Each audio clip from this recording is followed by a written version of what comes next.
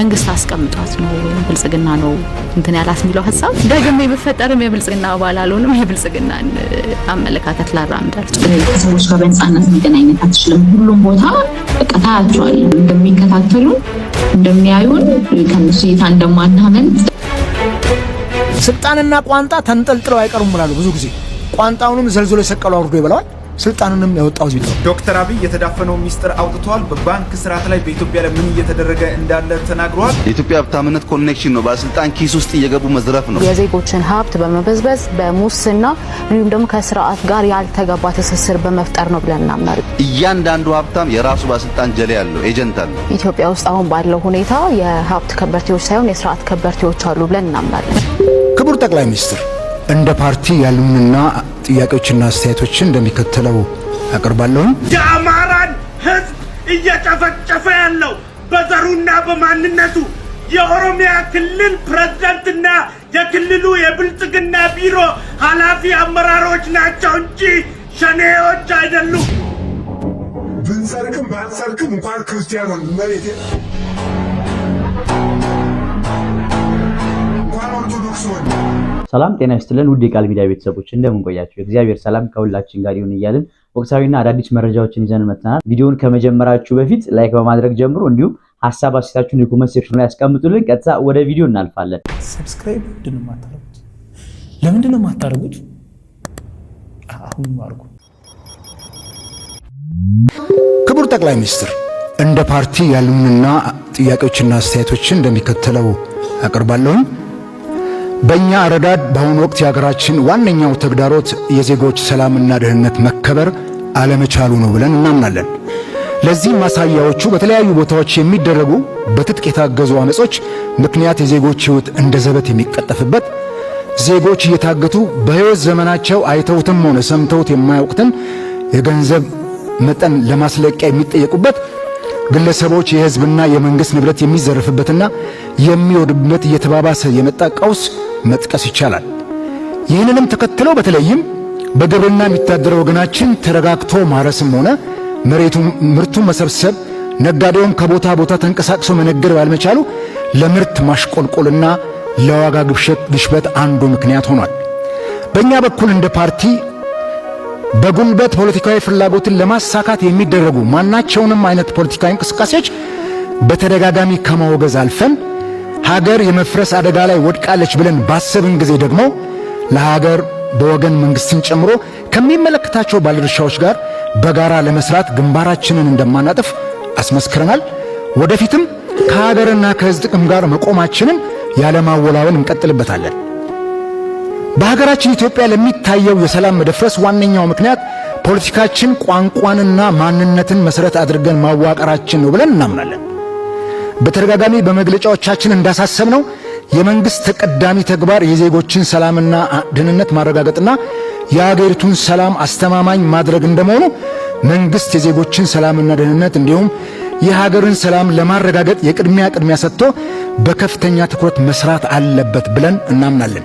የአማራን ህዝብ እየጨፈጨፈ ያለው በዘሩና በማንነቱ የኦሮሚያ ክልል ፕሬዝዳንትና የክልሉ የብልጽግና ቢሮ ኃላፊ አመራሮች ናቸው እንጂ ሸኔዎች አይደሉም። በእነሱ የተቀናበሩ ሸኔዎች ናቸው ግድያውን እየፈጸሙ ያሉት። ነገ ቢሞት ጸጸት እንዳይኖርብኝ እቺን ልናገር። ይስ እውነቱ ይሄ ነው።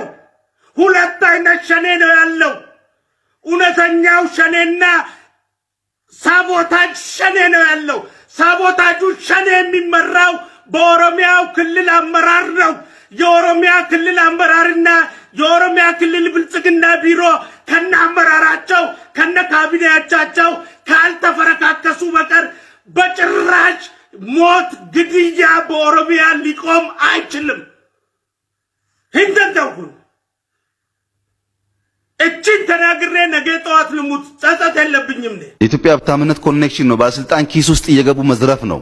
ዶክተር አብይ የተዳፈነው ሚስጥር አውጥቷል። በባንክ ስርዓት ላይ በኢትዮጵያ ላይ ምን እየተደረገ እንዳለ ተናግሯል። በኢትዮጵያ የባንክ ስርዓት እንግዲህ ጥቂቶች የገባቸው ብልጦች የሚጠቀሙበት፣ አብዛኛው እንግዲህ የሚዘረፍበት እንደሆነም በግልጽ ተናግረዋል።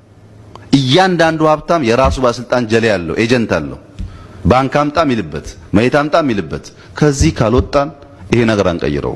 ጥቂቶች የገባቸው ብልጦች የሚዘርፉበት አብዛኛው የሚዘረፍበት ስርዓት ነው። ይህ እውነት ነው። የዶክተር አብይ ሐሳብ እኔን አስማምቶኛል። እናንተስ ሐሳባችሁን ኮሜንት ላይ አስቀምጡልን። ለምሳሌ አንድ ሰው መዘጋጃ ቤት ሄዶ በሆነ ስም ቦታ ይወስዳል።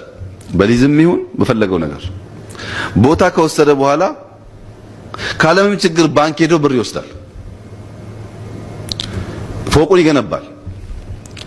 መሬት ወስዶ ፎቅ የገነባበት ገንዘብ 100 ሚሊዮን ቢሆን ምሳሌ ነው ቢሆን ያ ሰውዬ ካለ ጥርጥር ፎቁን አስይዞ 300 400 ሚሊዮን ከባንክ ይበደራል። የሸጠ ፎቅ ነው ተሽጧል። ኦልሬዲ እጥፍ ወስዷል ገንዘብ። ያን ገንዘብ ወይ ዱባይ ቤት ገዝቶበታል ወይ ሬንጅ ሮቨር ገዝቶበታል። ባንክ በሆነ ጊዜ ሸጠዋለው ሐራጅ ምናምን በሚልበት ሰዓት ያወጣበትን ወጪም አያገኝም። ይሄ ነው የኢትዮጵያ ሀብታምነት መንገድ። ይሄ ነው የኢትዮጵያ ሀብታምነት ፈጠራ። ስልጣንና ቋንጣ ተንጠልጥለው አይቀሩም ይላሉ። ብዙ ጊዜ ቋንጣውንም ዘልዝሎ የሰቀሉ አውርዶ ይበላዋል። ስልጣንንም ያወጣው ዝም ይጥለው። ነዳጅን እኮ ራሱ ከመንግስት አካላት ጋር ነጋዴው ተመሳጥሮ እኮ ነው እንደፈለገ የሚያደርገው። ነዳጅ እኮ ቦቴ መጥቶ አፍሶ እኮ እንትን ውስጥ ውሎ ያድርም እኮ ይሄ ውሻ ሆድ ቅቤ ያድርም እንደሚባለው ውሎ ያድርም። ይወጣል እኮ በጓሮ በር በኮንትሮባንድ በበርሜል ተገትሮ በየሜዳው በሊትር ሲሸጥ ይታያል። እኔ አንድ ቦታ ላይ ሄጄ 300 ብር ድረስ 400 ብር ድረስ ሲሸጥ አይቻለው ነዳጅ። በዚህ መልኩ ነዳጅ ተወዶም እንደገና ብላክ ማርኬት ላይ ጥቁር ገበያ ላይ ጭምር የተሸጠ እንዴት ነው ማህበረሰቡ? በነዳጅ እኮ ነው ሁሉም ነገር የሚጓጓዘው። የትኛውም ምርት ዳቦ፣ የትኛውም ነገር ሽንኩርቱ፣ ቲማቲሙ በነዳጅ ነው፣ በትራንስፖርት ነው። ትራንስፖርት ነዳጅ በጨመረ ቁጥር ሁሉም ነገር ነው የሚጨምረው። ስለዚህ እነኚህን ነገሮች ለማረጋጋት ምንድን ነው ይደረገ ያለው ነገር? ቆም ብሎ የማሰብ ተገቢ ነው። እኛ ሀገር ላይ በዓለም ገበያ ነዳጅ እኛ ከምንሸጥበት በታች ነው ማለታችን አይደለም ትልቁ ነገር። ኬንያ ውስጥ አንድ የመንግስት ሰራተኛ ስንት ነው ደሞዙ? አንድ መምህር ስንት ነው ደሞዙ? የእኛን የኢትዮጵያን መምህራን 15 ጊዜ እጥፍ ነው። ግን እዛ ቦታ ላይ ቢወደድና እኮ ዋጋው ቢጨምር ደሞዛቸው ኮምፐንሴት ያደርገዋል። እዚህ ከጆራፍ የሆነች 2 ዲጂት የማትሞላ ደሞዝ የተከፈለው ሰራተኛው በዚህ ደረጃ ከሌላው ዓለም ጋር ነዳጁን ዋጋ ማወዳደርም ተገቢ አይደለምና መንግስት ነዳጅ ላይ አጥብቆ መስራት መቻል አለበት። በተለይ ኮንትሮሊንግ ሲስተሙ በጣም ባለፈው ታውቂያለሽ ከጅቡቲ ሲመጣ ስንት ቦቴ ነው ጫካ ውስጥ ተደብቆ ተያዘው። በዚህ መልኩ ያለውን የነዳጅ አሻጥር ተከታትሎ መንግስት እንደው እንደ ባለፉት ዘመናት ሙሰኞችን ሰቅሎ ባያሳየን ወይም እንደው እንትን ባይ አትሊስት እርምጃ ወስዶ አስተማሪ የሆነ እርምጃ መውሰድ የሚችልበት ሜካኒዝም ካልተፈጠረ ከፋፈለን የሚፈጥሩና ከዛ ባለፈ ግን ኢኮኖሚን ሊያንቀሳቀሱ የሚችሉ ነገሮች በሃይማኖትና በብሔር የተደራጁ መሆን አለባቸው ብለን አናምንም። ከሀገር ሰላም አንጻርም አጠቃላይ ደግሞ እኛ ከምናራምደው የስርዓት አይነት አንጻርም እንደዚህ አይነት ተቋማት ትክክል ናቸው ብለን አናምንም። ቅድም እንደጠቀስኩት በኢትዮጵያ ውስጥ አሁን ባለው ሁኔታ የሀብት ከበርቴዎች ሳይሆን የስርዓት ከበርቴዎች አሉ ብለን እናምናለን። እነዚህ የስርዓት ከበርቴዎች የተወለዱት ወይም የተፈጠሩት ደግሞ የዜጎችን ሀብት በመበዝበዝ በሙስና እንዲሁም ደግሞ ከስርዓት ጋር ያልተገባ ትስስር በመፍጠር ነው ብለን እናምናለን። ስለዚህ አሁን ባለን አረዳድ ያሉት የስርዓት ከበርቴዎች ናቸው። እነዛን የስርዓት ከበርቴዎች ደግሞ በማስቆም ወደ የሀብት ከበርቴዎችን በመፍጠር እነዛ የሀብት ከበርቴዎች ለዜጎችም የስራ ዕድል በመፍጠር ለመንግስትም ትክክለኛውን ግብር በመክፈል የሀገር እድገት ላይ አስተዋጽኦ ከበርቴውን ማስቆም ማለት እኮ ኢንቨስትመንትን ማስቆም አይደለም። የተለያየ ከበርቴን የጠቀስኩልህ የሀብት ከበርቴና የስርዓት ከበርቴ ብያለሁ። በስንት ትከፍሉታላችሁ? 2 እየጠቀስኩልህ ነው። የሀብት ከበርቴ ብያለሁ፣ የስርዓት ከበርቴ ብያለሁ። ዴፊኒሽኑ ላይ መነጋገር እንችላለን። የስርዓት ከበርቴዎችና የሀብት ከበርቴዎችን በንጽጽር አስቀምጡ ብትባሉ ኢትዮጵያ ውስጥ የትኛው ይበዛል? የስርዓት ከበርቴ ይበዛል። ስለዚህ ከስርዓት ከበርቴው ላባደሩን ነው ከብዝበዛ እንታደገዋለን የምትሉት? በሚገባ። በጥቅሉ ግን ኢትዮጵያ ውስጥ የዳበረ የከበርቴ ስርዓት አለ የለም? የስርዓት ከበርቴ አለ። የዳበረ የሚለው ላይ ነው እንጂ ልዩነት የዳበረ የስርዓት ከበርቴ አለ። እሺ፣ ማንፌስቷችሁ ላይ ሌላ ቦታ ላይ ደግሞ በኢትዮጵያ ውስጥ የከበርቴው ስርዓት በወጉ አላደገም ትላላችሁ። እርስዎ ደግሞ የከበርቴው ስርዓት ኢትዮጵያ ውስጥ ያለው የከበርቴ ስርዓት የስርዓት የሚሆን የምንም የዳበረ ነው እያሉኝ ነው። ስፔሲፊኬሽን ይጎለዋል ማኒፌስቶ ላይ እርግጥ ነው። ነገር ግን እያልን ያለ ነው የሀብት ከበርቴዎች መፈጠር አለባቸው። የሀብት ከበርቴዎች ስንል በትክክለኛው መንገድ ለመንግስት በትክክል ግብር የሚከፍሉ ሰርተው ያገኙ ከላባደሩ ገንዘብ በመበዝበዝ ያልበለጸጉ ሰዎች መፈጠር አለባቸው። እነዛ ሰዎች ለሀገር እድገት እኩል አስተዋጽኦ ማበርከት ከዚህ በኋላ ይፈጠሩ ነው ተፈጥሯል ነው የሀብት ከበርቴዎች ያሉ በኢትዮጵያ ውስጥ በጣም በጥቂት የሚቆጠሩ ናቸው ብለን እናምናለን። ከሌሉ እናንተ ይሄ ክርክር ከተካሄደ ከ4 ወራት በኋላ ይሄ አመት ከተጠናቀቀ ከ30 ቀናት በኋላ መንግስት ትረገባላችሁ። በ4 አመት ውስጥ እንዴት ያለ ከበርቴ ፈጥራችሁ ነው ከከበርቴው ገንዘብ ከፍላችሁ ለሌላው የምታከፋፍሉ? በቅድሚያ የስርዓት ከበርቴዎች እንዳይኖሩ እናደርጋለን። ከመንግስት ጋር ያልተገባ ትስስር በመፍጠር ራሳቸውን የሚያበለጽጉና ምናልባትም በየመሸታ ቤቱ 1 ሚሊዮን 2 ሚሊዮን ባድ ምሽት የማይከፍሉ ከበርቴዎች መፈጠር አለባቸው ብለን እናምናለን። ምክንያቱም እነዚህ አሁን የጠቀስናቸው የስርዓት ከበርቴዎች ባልተገባ ሁኔታ የሀገርን ሀብት በማካበት ከስርዓት ጋር ያልተገባ ትስስር በመፍጠር ነው እየበለጸጉ ያሉት ብለን ነው የምናምነው። በትክክለኛ መንገድ ቅድም እንደነገርኩ የነፃ ገበያ ወይም ደግሞ የገበያ መር ኢኮኖሚ ነው የምንጠቀመው። የገበያ መር ኢኮኖሚ በመጠቀም ኢንቨስተሮችን እንስባለን፣ ኢንቨስተሮች ይሳባሉ፣ ፉክክር ይኖራል፣ ትክክለኛ የሀብት ከበርቴዎች ይፈጠራሉ። ስለዚህ ይፈጠራሉ ነው እያሉኝ ያሉት? የሀብት ከበርቴዎች ምንም ይሁን ስያሜያቸው ልዩነት አለው፣ መሰረታዊ ልዩነት አለው። ምንም ይሁን ማለት አንችልም። እሺ በእናንተ በኩል የሀብት ከበርቴዎች ይፈጠራሉ ነው። በሚቀጥለው 5 ወር ውስጥ የሀብት ከበርቴዎች ተፈጥረው በሚቀጥሉት 5 ወር አይደለም። እናንተ መንግስት የምትሆኑት ከ5 ወር በኋላ ነው እኮ። ከዛ ፕሮሰስ ነው። ምንም ነገር ሂደት ነው። ኦቨርናይት ነገር የለም። ከፈጠራችኋቸው ከበርቴዎች ላባደሩን ትጠብቁታላችሁ። እኛ ምን ፈጥረው የስርዓት ከበርቴ አይደለም። ላባደሩ መጠበቅ ያለበት ከስርዓት ከበርቴዎች ነው። ምክንያቱም ላይ እንደሱ አይደለም የሚለው ከከበርቴው ስርዓት ነው የሚለው። የኢሃፓን ማኒፌስቶ ነው ያገኘው። የኢሃፓ ባል ነው ጥርሶ ያወራ ያለው ስለ ትብብር ለኢትዮጵያ አንድነት ነው። የኢሃፓን ነው አይደለም የመጣሁት እኮ የትብብሩ ማኒፌስቶ እና የኢሃፓ ማኒፌስቶ የትብብሩ የኢኮኖሚ ስሪት ከዚህ ይለያል። ሙሉ በሙሉ አንድ አይነት አይደለም። እሺ ከፍተኛ ግብር መጣል የግል ባለሀብቱን ያስራል፣ ተስፋም ያስቆርጣል፣ ኢንቨስትመንትም ያቀጭጫል። እናንተ የምትከተሉት እናንተ ገብረዋለን የምትሉት ስርዓት ይሄን የሚፈጥር ነው። የሀገርን ኢኮኖሚ እና ዜጎችን ሊቀጥር የሚችል ኢኮኖሚ እንዴት ትፈጥራላችሁ በዚህ መንገድ? ከፍተኛ ግብር በመጣል ሁኔታ ከዚህ አሁን ካለው መንግስት የበለጠ እንጥላለን የሚል እምነት የለንም። ያም አይደለም እቅዳችን። ነገር ግን ተገቢ የሆኑ ግብሮችን በመጣል ግብሩ ለተገቢው የህዝብ አላማ እንዲውል እናደርጋለን። አሁን እየተጣለ ያለውን ግብር በተመን ነው በአሰራር ነው የምትቃወሙ? በተመንም በአሰራር። ተመኑን ታሻሽሉታላችሁ? አዎ። ከምን ወደ ምን? አሁን ያለው በተለይ ደግሞ በመሰረታዊ አቅርቦቶች ላይ ያለው እንዲሁም ደግሞ አንዳንድ ግብር ሊጣልባቸው የማይገቡ ጉዳዮች አሉ። የተጋነነ ግብርም ለምሳሌ ከሰራተኞች የሚሰበሰብ ግብር የተጋነነ እንደሆነ እናምናለን። ከሲቪል ሰርቫንቱ ሙሉ በሙሉ ወይም ደግሞ ግብር የመሰብሰብ ፍላጎት አይኖረንም። ያ እንኳን ማሳካት ባንችል በጣም ዝቅተኛ ግብር ነው ምንጥለው። ስለዚህ በተመንም በአሰራርም በኩል አሁን ያለውን ሁኔታ አንከተልም። ግብር የምትቀንሱ ከሆነ የሀገር ውስጥ ገቢ ይቀንሳል። የሀገር ውስጥ ገቢ የሚቀንስ ከሆነ የልማት ጥያቄዎችን፣ የካፒታል በጀት፣ የክልሎች ድጎማ በጀትን፣ የዘላቂ ልማት ማስፈጸሚያ ግቦች ከየት ልታገኙ ነው? ግብር ስትቀንሱ ገቢያችሁ ይቀንሳል። የሀገር ውስጥ ገቢ የሚገኘው ከግብር ብቻ አይደለም። ኢትዮጵያን ካለማወቅ ምናልባት የመነጨ ጥያቄ ይመስለኛል። ምክንያቱም አሁን እኮ ለጦርነት እንኳን የሚውሉ በጣም ብዙ ቢሊዮን ዶላሮች እያየን ነው። ስለዚህ መንግስት የሀገር ውስጥ ገቢ ከምንድን ነው የሚገኘው? ከምንድን ነው እናንተ የምታገኙ? አሁን መንግስት እያገኘ ካላቸው አማራጮች ውጭ ምን ታመጣላችሁ ወይም ምን ትጨምራላችሁ? ስለ ግብር ብቻ ነው እያወራሁት። አሁን መንግስት እያገኘ ስላለው ሁኔታ አልገባውም። ነገር ግን ከግብር ብቻ አይደለም ገንዘብ ትጨምራላችሁ እናንተ ቀጥታ ግብር ከመሰብሰብ ባለፈ መንግስት በሚያስተዳድራቸው ተቋማት ላይ ለምሳሌ ኤክስፖርቶች ሊኖሩ ይችላሉ፣ እንዲሁ ደግሞ ሰርቪሶች ሊኖሩ ይችላሉ። ከዛ ውስጥ በምናገኘው ገንዘብ የውጭ ግብይት ገቢ ነው እንጂ የሚሆነው የግብር ገቢ አይደለም። ከነዚህም ሰዎች እኮ ግብር ሰብስባችሁ ነው የመንግስት ግብርን የምንሰበስበው ግብር በመጀመሪያ ደረጃ ተመጣጣኝ መሆን አለበት ብለን እናምናለን። የህዝቡን ገቢ ያማከለ የህዝቡን የኑሮ ሁኔታ ያማከለ ገቢ እንሰበስባለን። ከፍተኛ ግብር ማለት ግን ከህዝቡ አቅም በላይ ነው የሚሆነው። ስለዚህ እንደ ትብብር በማኒፌስቶአችን ላይ ያስቀምጥነው ከህብረተሰቡ ተመጣጣኝ የሆነ ግብርን በመሰብሰብ መልሰን ደግሞ ያ ግብር አሁን እንደሚባለው ለመንግስት አገልግሎት ብቻ ሳይሆን ለህዝብ ተጠቃሚነት እንዲተላለፍ እና በትክክል ለታለመለት አላማና መዋል ላለበት አላማ እንዲውል እናደርጋለን ያለው።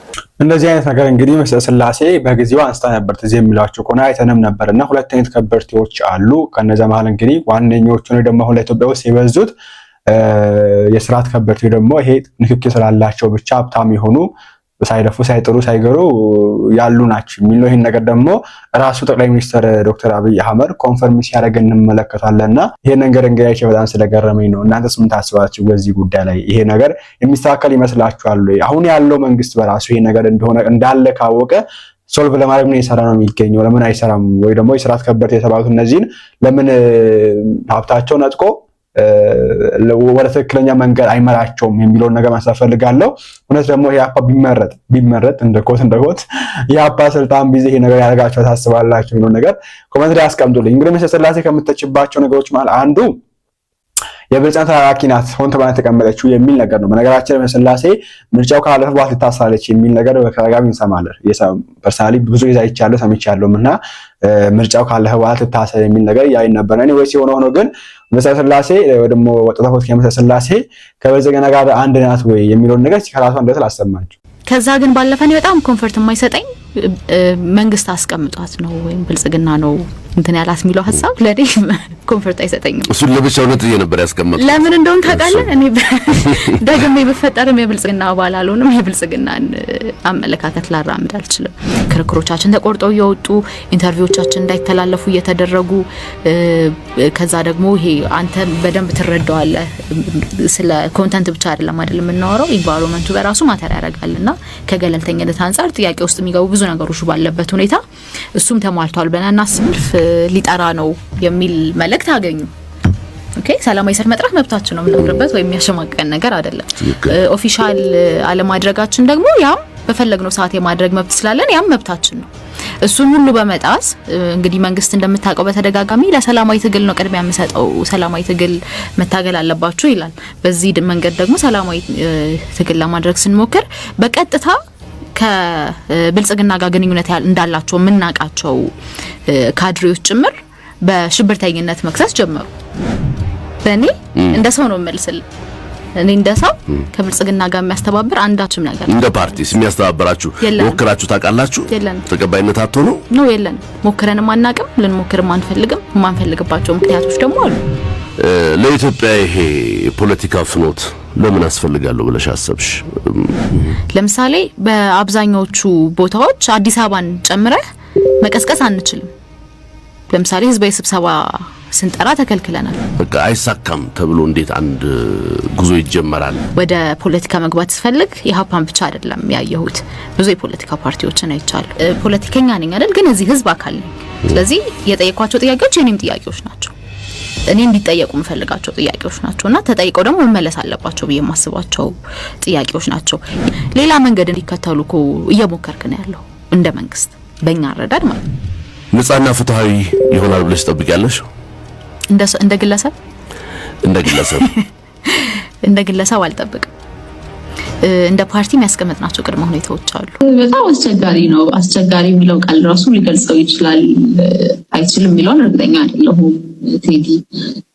በቃ የዕለት ተዕለት እንቅስቃሴ ራሱ በቃ በእንትን ነው በቃ አቅጣጫህን ዙሪያህን በማየት ነው እንትን የሚለውና ያ ምን ያህል እንደሚከብድ ልነግርህ አልችልም። በጣም በጣም ከባድ ነው። ከሰዎች ጋር በነፃነት መገናኘት አትችልም። ሁሉም ቦታ በቃ ታያቸዋለህ። ሁሉም ቦታ አሉ እና ምኖቹ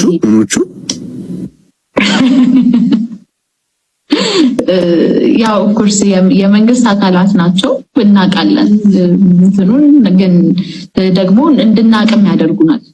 እንደሚከታተሉን እንደሚያዩን ከነሱ እይታ እንደማናመልጥ whatever the case ምንም እያደረግንም ቢሆን ከነሱ እይታ እንድናመልጥ እንደማያደርጉ እያየን ነው ያ እንደሆነ።